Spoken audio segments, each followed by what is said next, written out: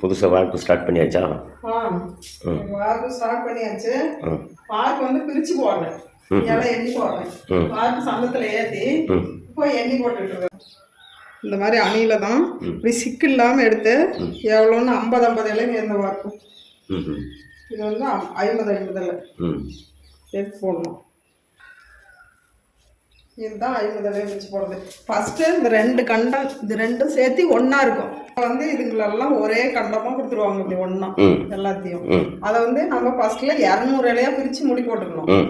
இங்கே இந்த இதில் போடும்போது மறுபடியும் இந்த மாதிரி 100 இலை ஒரு கேப் இருக்கா, இந்த மாதிரி ஒரு கேப் விட்டு விட்டு 100 இலையை பிரித்து போட்டுக்கணும்.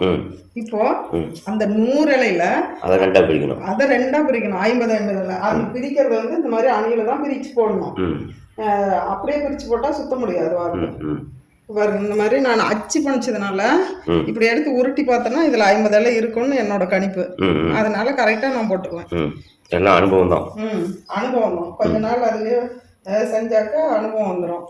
இல்ல அப்படி போட முடியலங்கிற பட்சத்துல இங்க பாருங்க, இந்த கையில போட்டு இப்படி போட்டுக்கணும். கையில இந்த இலையை பாருங்க, இப்படி எண்ணணும். 1 2 3 4 5 6 7 8 9 10 11 12 13 14 15 17 18 19 20 21 22 23 24 25 26 27 28 29 30 31 32 33 34